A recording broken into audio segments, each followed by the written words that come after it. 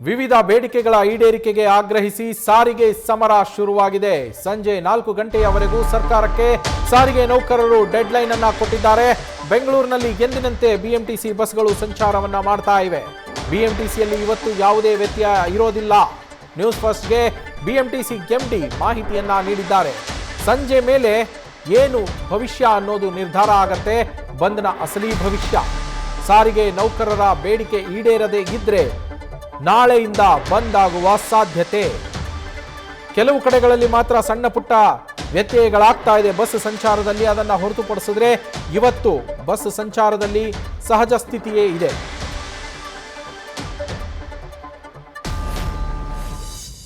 ಖಂಡಿತ ಮೇಡಮ್, ಇವತ್ತೇನು ಬೆಂಗಳೂರು ಚಲೋ ಕರೆದಿದ್ದೀವಿ ಜಂಟಿ ಕಾರ್ಮಿಕರ ಸಮಿತಿ ವತಿಯಿಂದ. ಇದು ಸಂಜೆ 4 ಗಂಟೆವರೆಗೂ ನಿರಂತರವಾಗಿ ಸುಮಾರು 10,000ಕ್ಕೂ ಹೆಚ್ಚು ಕಾರ್ಮಿಕರು ಫ್ರೀಡಮ್ ಪಾರ್ಕ್ಗೆ ಭಾಗವಹಿಸಿ ಇದನ್ನು ನಾವು ಯಶಸ್ವಿಗೊಳಿಸ್ತೀವಿ. ನಿನ್ನೆ ಒಂದು ಟಿಪ್ಪಣಿಯನ್ನು ಹೊರಡಿಸಿ ಮಾನ್ಯ DCM ಅವರು ಒಂದು ಹೇಳಿಕೆಯನ್ನು ಕೊಟ್ಟಿದ್ದಾರೆ. ನಾವು 26 ತಿಂಗಳದು ಅರಿಯರ್ಸ್ನ ನೀಡಿದ್ದೀವಿ, ತಗೋಬೇಕು ಅಂತ. 38 ತಿಂಗಳು ಬಾಕಿ ಇರೋ ಅರಿಯರ್ಸ್ನ ದಯಮಾಡಿ ನೀಡಿ ಸ್ವಾಮಿ. ನಾವು ಸಾಕಷ್ಟು ಬಾರಿ ದುಡ್ದಿದ್ದೀವಿ. 38 ತಿಂಗಳು ಬಾಕಿನ ಹಣ ಉಳಿಸ್ಕೊಂಡಿದ್ದೀರ ನೀವು. ಶಕ್ತಿ ಯೋಜನೆ ಯಶಸ್ವಿ ಆಗೋಕ್ಕೆ ಕಾರಣ ನಾವೆಲ್ಲ ಕಾರ್ಮಿಕರ ಹೊರತು ನೀವುಗಳಲ್ಲ. ನೀವು ಸ್ಟೇಜು ಸಮಾರಂಭಗಳಲ್ಲಿ ಸಂಭ್ರಮಾಚರಣೆ ಮಾಡಿದ್ರಿ, 5 ಕೋಟಿ ಟಿಕೆಟ್ ಹರಿದಿದ್ದೀವಿ, ನಾವು ಯಶಸ್ವಿಯಾಗಿದ್ದೀವಿ ಅಂತ. ಆದರೆ ಆ ಯಶಸ್ವಿಗೆ ಕಾರಣ ಕರ್ತೃನೇ ನೀವು ಮರ್ತಿದ್ದೀರ. ಒಂದು ಕನಿಷ್ಠ ಪಕ್ಷ ಒಂದು ಸಿಹಿ ಕೂಡ ನೀಡಿಲ್ಲ. ನಮಗೆ ಸಿಹಿ ಬೇಡ ಸ್ವಾಮಿ, ನಮ್ಮ ಹಳೆ ಬಾಕಿಯನ್ನು ಕ್ಲಿಯರ್ ಮಾಡಿ ನಮ್ಮನ್ನು ನೆಮ್ಮದಿಯಾಗಿರಕ್ಕೆ ಬಿಡಿ, ನಾವು ನೆಮ್ಮದಿಯಾಗಿ ಡ್ಯೂಟಿ ಮಾಡ್ತೀವಿ ಅಂತ ಈ ಸಂದರ್ಭದಲ್ಲಿ ಹೇಳ್ತೀನಿ. ಮತ್ತು 1,15,000 ಜನಕ್ಕೆ ಏನು ನೀವು ಅನ್ಯಾಯ ಮಾಡಬೇಡಿ. ದಯವಿಟ್ಟು ಈ ವೇದಿಕೆ 4 ಗಂಟೆ ತನಕ ಕಾಯ್ತೀವಿ. 4 ಗಂಟೆಗೆ ಕಠಿಣ ನಿರ್ಧಾರ ತಗೊಳೋದ್ರ ಒಳಗೆ ನೀವು ಬಂದು ಮಾನ್ಯ ಸಾರಿಗೆ ಸಚಿವರು ಇಲ್ಲಿ ಬಂದು ನಮಗೆ ಹೇಳಿಕೆ ಕೊಟ್ಟು ನಮ್ಮನ್ನು ಬಂದು ನಾವು ವಾಪಸ್ ತಗೋಬೇಕು ಅಂದರೆ ನಮ್ಮ ಜಂಟಿ ಕ್ರಿಯಾ ಸಮಿತಿ ಎಲ್ಲ ಹಿರಿಯ ಮುಖಂಡರ ಮುಂದೆ ನೀವು ಹೇಳಬೇಕು. ಇದನ್ನು 38 ತಿಂಗಳು ಏನು ನಾವು ಕ್ಲಿಯರ್ ಮಾಡ್ತೀವಿ ಅಂತ. ಅಲ್ಲಿವರೆಗೆ ನಾವು ನಿರಂತರವಾಗಿ ಇಲ್ಲಿ ಕೂತಿರ್ತೀವಿ ಅಂತ ಹೇಳ್ತೀನಿ. ಅದೇ 4 ಗಂಟೆ ಒಳಗೆ ಕೊಟ್ಟಿದ್ದೀವಿ. ಪ್ರೆಸ್ ಮೀಟ್ ಕರೀತಾ ಇದ್ದಾರೆ ನಮ್ಮ ಜಂಟಿ ಕಾರ್ಯ ಸಮಿತಿ ಹಿರಿಯ ಮುಖಂಡರುಗಳೆಲ್ಲ, ಬನ್ನಿ ಸರ್ ಅವರೆಲ್ಲ. ಹಾಗಾಗಿ 4 ಗಂಟೆಗೆ ಸುದ್ದಿಗೋಷ್ಠಿಯಲ್ಲಿ ಎಲ್ಲ ವಿವರವನ್ನು ಹೇಳ್ತೀವಿ. ಸಾರಿಗೆ ಮುಷ್ಕರ ಮಾಡಿ ಕಂಪ್ಲೀಟ್ ಆಗಿ ಪೂರೈಸಿಲ್ಲ. 38 ತಿಂಗಳದು ಕೇಳಿದ್ವಿ, ಬರೀ 26 ತಿಂಗಳದು ಕೊಟ್ಟಿದ್ದಾರೆ. ಸದ್ಯ ಅಷ್ಟು ಕೊಟ್ಟಿದ್ದಾರಲ್ಲ, ಸಂತೋಷ ಪಡಬೇಕು. ಸರ್ಕಾರದ ಪರಿಸ್ಥಿತಿ ಅರ್ಥ ಮಾಡ್ಕೋಬೇಕು. ದಯವಿಟ್ಟು ಸಾರಿಗೆ ನೌಕರೆಲ್ಲ ಸಹಕಾರ ಮಾಡಬೇಕು ಅಂತೇಳಿ ನಾನು ಮನವಿ ಮಾಡ್ತೀನಿ. ಸಾರಿಗೆ ನೌಕರರು ಕೂಡ ಮುಷ್ಕರ ಮಾಡಿ ಕಂಪ್ಲೀಟ್ ಆಗಿ ಪೂರೈಸಿಲ್ಲ. 38 ತಿಂಗಳದು ಕೇಳಿದ್ವಿ, ಬರೀ 26 ತಿಂಗಳದು ಕೊಟ್ಟಿದ್ದಾರೆ. ಸದ್ಯ ಅಷ್ಟು ಕೊಟ್ಟಿದ್ದಾರಲ್ಲ, ಸಂತೋಷ ಪಡಬೇಕು. ಸರ್ಕಾರದ ಪರಿಸ್ಥಿತಿ ಅರ್ಥ ಮಾಡ್ಕೋಬೇಕು.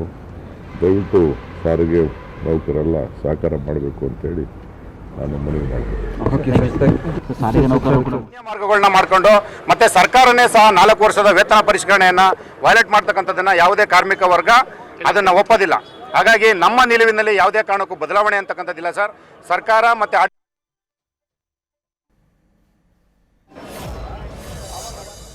2 ವರ್ಷ ನನ್ನ ಕೇಳಿದ್ರಿ. ಸರ್ಕಾರದ ಪರಿಸ್ಥಿತಿಯನ್ನು ಅರ್ಥ ಮಾಡ್ಕೋಬೇಕು. ಈಗ ಕೊಟ್ಟಿದ್ದಾರಲ್ಲ 26 ತಿಂಗಳದು, ಅದಕ್ಕೆ ಸಂತೋಷ ಪಡಬೇಕು ಅಂತ DCM DK ಶಿವಕುಮಾರ್ ಅವರು ಹೇಳಿದ್ರೆ, ಸಾರಿಗೆ ನೌಕರರು ನಾವು ಯಾವುದೇ ಕಾರಣಕ್ಕೂ ಇದಕ್ಕೆ ಒಪ್ಪೋದಿಲ್ಲ. 26 ತಿಂಗಳ ಹಿಂಬಾಕಿಗೆ ನಾವು ಒಪ್ಪಲ್ಲ. ನಮಗೆ ಬಾಕಿ ಇರುವ 38 ತಿಂಗಳ ಹಿಂಬಾಕಿಯನ್ನು ಕೂಡ ಕೊಡಬೇಕು ಅಂತೇಳಿ ಸಾರಿಗೆ ನೌಕರರು ಪಟ್ಟು ಹಿಡಿದಿರುವಂಥದ್ದು. ಇದರ ಜೊತೆಗೆ ಹೊಸ ವೇತನ ಪರಿಷ್ಕರಣೆ ಏನಿದೆ, ಅವ್ರದ್ದು ಹೊಸ ವೇತನವನ್ನು ಕೊಡಬೇಕು ಅನ್ನೋದು, ಹೆಚ್ಚಳ ವೇತನವನ್ನು, ಅದು ಸರ್ಕಾರ 2025 ಏಪ್ರಿಲ್ 1ನೇ ತಾರೀಕಿನಿಂದ ಅನ್ವಯವಾಗುವಂತೆ ಕೊಡ್ತೀವಿ ಅಂತ ಹೇಳ್ತಾ ಇದೆ. ಆದರೆ ಸಾರಿಗೆ ನೌಕರರು ಹೇಳ್ತಾ ಇರುವಂಥದ್ದು 2024 ಜನವರಿ 1ನೇ ತಾರೀಕಿನಿಂದ ಅನ್ವಯವಾಗುವಂತೆ ಕೊಡಬೇಕು ಅಂತ. ನಮ್ಮ ಪ್ರತಿನಿಧಿ ಸವಿತಾ ಲೈವ್ ನಲ್ಲಿ ಜಾಯಿನ್ ಆಗಿದ್ದಾರೆ. ಸವಿತಾ, ಸಾರಿಗೆ ನೌಕರರು 2 ಪ್ರಮುಖ ಬೇಡಿಕೆಗಳನ್ನ ಇಟ್ಕೊಂಡು ಪ್ರತಿಭಟನೆಯನ್ನ ಮಾಡ್ತಾ ಇದ್ದಾರೆ. ಸಂಜೆ 4ರವರೆಗೂ ಡೆಡ್ಲೈನ್ ಅನ್ನ ಕೂಡ ಕೊಟ್ಟಿರುವಂತದ್ದು. ಈಗ ಪರಿಸ್ಥಿತಿ ಯಾವ ರೀತಿಯಲ್ಲಿದೆ? ಸರ್ಕಾರದಿಂದ ಯಾವುದಾದ್ರೂ ಹೊಸ ಸ್ಪಂದನೆ ಸಿಕ್ಕಿದೆಯಾ ಸವಿತಾ? ನವೀನ್, ಸಾರಿಗೆ ನೌಕರರು ಇಂದು ಬೆಂಗಳೂರು ಚಲೋ ಮಾಡಿದ್ದಾರೆ. ಸದ್ಯ ಫ್ರೀಡಮ್ ಪಾರ್ಕ್ನಲ್ಲಿ ಸಾಕಷ್ಟು ಜನ ಸಾರಿಗೆ ನೌಕರರು ಜಮಾಯಿಸಿದ್ದಾರೆ. ಸರ್ಕಾರಕ್ಕೆ 4 ಗಂಟೆವರೆಗೂ ಡೆಡ್ಲೈನ್ ಕೂಡ ಕೊಟ್ಟಿದ್ದಾರೆ. ಸರ್ಕಾರ 2 ಬೇಡಿಕೆಗಳಿಗೆ ಈಗಾಗಲೇ ರೆಸ್ಪಾನ್ಸ್ ಮಾಡಿದೆ. ಅಂದರೆ 38 ತಿಂಗಳ ಹಿಂಬಾಕಿ, ಅಂದರೆ ಅರಿಯರ್ಸ್ ಏನಿದೆ ಅದರಲ್ಲಿ 26 ತಿಂಗಳದನ್ನು ಕೊಡ್ತೀವಿ ಅಂತ ಕೂಡ ಹೇಳಿದ್ದಾರೆ. ಜೊತೆಗೆ ಈಗ ನೂತನ ಸಂಬಳ ಪರಿಷ್ಕರಣೆ ಕೂಡ ಇದನ್ನು ಕೂಡ ಮಾಡಿದರು. ಪ್ರಮುಖವಾಗಿ ಸರ್ಕಾರ ಮಾಡಿರೋದು 2024 ಏಪ್ರಿಲಿಂದ ಒಂದು ಸಂಬಳವನ್ನು ದರ ಇದು ಮಾಡಿದ್ದಾರೆ. ಪ್ರಮುಖವಾಗಿ ಸಾರಿಗೆ ನೌಕರರು ಕೇಳ್ತಾ ಇರೋದು ಏಪ್ರಿಲಿಂದ ಅಂತ.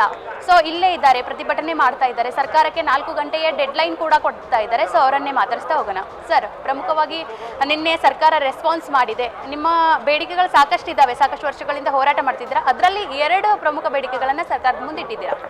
ಮೇಡಮ್, ಈಗ ನಾವು ಹಲವಾರು ಬೇಡಿಕೆಗಳನ್ನು ಈ ಸರ್ಕಾರದ ಮುಂದೆ ಇಟ್ಟಿಲ್ಲ. 1/1/24 ವೇತನ ಒಪ್ಪಂದ ಏನಿದೆ ಅದು ಮತ್ತು 38 ತಿಂಗಳ ಹಿಂಬಾಕಿ 2 ಪ್ರಮುಖವಾದಂಥ ಬೇಡಿಕೆ.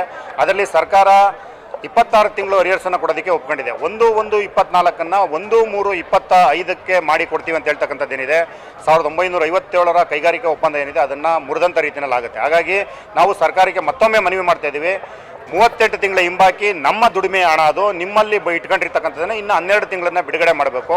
ಮತ್ತು 1/1/24 ವೇತನ ಒಪ್ಪಂದ ಏನಿದೆ ಅದನ್ನು ಸರಿಯಾದಂಥ ದಿನಾಂಕಕ್ಕೆ ಜಾರಿ ಮಾಡಬೇಕು ಅನ್ನೋದು ನಮ್ಮ ಪ್ರಮುಖವಾದಂಥ ಬೇಡಿಕೆ. ಈ ವಿಚಾರದಲ್ಲಿ ನಾವು ಎಂದೂ ಸಹ ರಾಜಿ ಆಗಲ್ಲ ಅಂತಕ್ಕಂಥದ್ದನ್ನು ಸನ್ಮಾನ್ಯ ಮುಖ್ಯಮಂತ್ರಿಗಳ 3 ಮೀಟಿಂಗಲ್ಲಿ, ಸಾರಿಗೆ ಸಚಿವರ 6 ಮೀಟಿಂಗಲ್ಲೂ ಸಹ ತಿಳಿಸಿ ಎದ್ದು ಬಂದಿದ್ದೀವಿ. ಹೀಗಾಗಿ ಇವತ್ತು ಫ್ರೀಡಮ್ ಪಾರ್ಕಲ್ಲಿ ಯಾಕೆ ಸೇರಿದ್ದೀವಿ ಅಂತಂದರೆ ಸಾರಿಗೆ ನೌಕರರ ಬವಣೆಗಳನ್ನು ಯಾವ ರೀತಿ ಸರ್ಕಾರ ನಿರ್ಲಕ್ಷ್ಯ ಮನೋಭಾವಕ್ಕೆ 2.5 ವರ್ಷಗಳಿಂದ ತೆಗೆದುಕೊಂಡು ಹೋಗಿತ್ತು, ಅದಕ್ಕೆ ನ್ಯಾಯ ದೊರಕಿಸಬೇಕು ಅನ್ನೋ ವಿಚಾರಕ್ಕೋಸ್ಕರ ಫ್ರೀಡಮ್ ಪಾರ್ಕ್ ಚಲೋ ಅಂತಕ್ಕಂಥ ಬಿಟ್ಟಿದ್ದು. ಕಳೆದ ಜನವರಿ 29ರಲ್ಲಿ ಅನಂತ್ ಸುಬ್ರಾ ಅವರ ನೇತೃತ್ವದಲ್ಲಿ ಕಾರ್ಯಕ್ರಮ ಹಮ್ಮಿಕೊಂಡಿದ್ದು. ಅವರ ನಿಧನದ ಹಿನ್ನೆಲೆಯಲ್ಲಿ ಫೆಬ್ರವರಿ 19ಕ್ಕೆ ಮುಂದೂಡಿದ್ದು.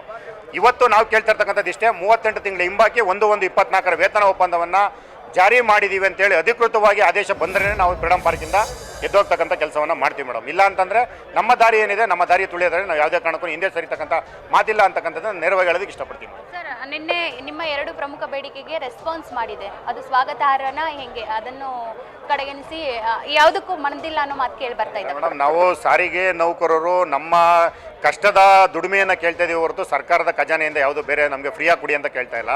ನಾವು 38 ತಿಂಗಳ ಹಿಂಬಾಕಿ ಏನಿದೆ ಅದನ್ನು ಕೊಡಿ ಅಂತ ಕೇಳ್ತಾ ಇದ್ದೀವಿ. 1/1/24 ವೇತನ ಒಪ್ಪಂದ ಏನಿದೆ ಅದನ್ನು ಕೊಡಿ ಅಂತ ಹೇಳ್ತಿದ್ದೀವಿ. ಸರ್ಕಾರ ತೆಗೆದುಕೊಂಡಿರ್ತ ನಿರ್ಧಾರವನ್ನು ಸ್ವಾಗತ ಮಾಡ್ತೀವಿ. ಆದರೆ ಕೆಲವೊಂದು ಬದಲಾವಣೆಯನ್ನು ಮಾಡಿ ನಮ್ಮನ್ನು ಕರೆದು ಮಾತುಕತೆ ಮೂಲಕ ಇತ್ಯರ್ಥಪಡಿಸಿದ್ರೆ ನಾವು ಸ್ವಾಗತ ಮಾಡ್ತೀವಿ ಮೇಡಮ್. ಸರ್, ಈಗ ಹಿಂಬಾಕಿ 1 ತಿಂಗಳದ್ದು ಕೊಡಲ್ಲ ಅಂತ ಸರ್ಕಾರ ಹೇಳಿತ್ತಂತೆ. ಸೊ ಈಗ 6 ತಿಂಗಳದ್ದು ಕೊಡ್ತೀನಿ ಅಂತ ಹೇಳಿದ್ದಾರೆ. ಈಗ ಸರ್ಕಾರಕ್ಕೂ 4 ಗಂಟೆಯ ಡೆಡ್ಲೈನ್ ಕೊಟ್ಟಿದ್ದೀರಾ.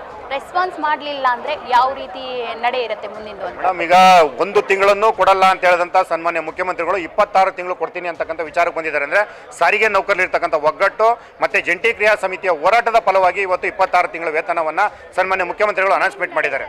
ಮುಂದಿನ ನಡೆ ಮೇಡಮ್, ನಾವು 4 ಗಂಟೆವರೆಗೂ ಏನಿದೆ ಫ್ರೀಡಮ್ ಪಾರ್ಕ್ ಚಲೋ ಅಂತಕ್ಕಂಥ ವಿಚಾರದಲ್ಲಿ ರಾಜಿ ಇಲ್ಲ. 4 ಗಂಟೆ ನಂತರದಲ್ಲಿ ಜಂಟಿ ಸಮಿತಿಯ ಪ್ರಮುಖ ಎಲ್ಲ ನಾಯಕರುಗಳು ಕೂತು ತೀರ್ಮಾನ ಮಾಡಿ ನಿಮ್ಮ ಮುಂದೆನೇ, ಮಾಧ್ಯಮದ ಮುಂದೆನೇ ಇದು ಮಾಡ್ತೀವಿ ಮೇಡಮ್. ಅದನ್ನು ನೋಡಿದ್ರಲ್ಲ, ಮೊದಲಿಗೆ ಸಾರಿಗೆ ನೌಕರರು ಹೇಳೋದಂದ್ರೆ ಈಗ 2 ಆದೇಶಗಳನ್ನು ನಾವು ಸ್ವಾಗತಾರ್ಹ ಮಾಡ್ತೀವಿ. ಅದು ನಾವು ದುಡ್ದಂತಹ ದುಡ್ಡು. ಹಿಂಬಾಕಿ ಏನಿದೆ 26 ತಿಂಗಳದ್ದು ಕೊಟ್ಟಿದ್ದೀರಾ, ಆದರೆ ನಮಗೆ ಸಂಪೂರ್ಣ ಹಣ ಬೇಕು. ಜೊತೆಗೆ 4 ಗಂಟೆಯ ಡೆಡ್ಲೈನ್ ಕೂಡ ಕೊಟ್ಟಿದ್ದೀವಿ. ಅದಾದ ನಂತರ ನಮ್ಮ ಹೋರಾಟ ಯಾವ ರೀತಿ ಇರುತ್ತೆ ಅಂತ ಮಾಧ್ಯಮದ ಮುಂದೆ ಕೂಡ ಹೇಳ್ತೀವಿ ಅಂತ ಹೇಳ್ತಿದ್ದಾರೆ ನವೀನ್. ಥ್ಯಾಂಕ್ ಯು ಸವಿತಾ ಡೀಟೇಲ್ಸ್ಗೆ. ನ್ಯೂಸ್ ಫಸ್ಟ್ ನಿರ್ಭೀತಿಯಿಂದ ನಿಮ್ಮ ಪರವಾಗಿ.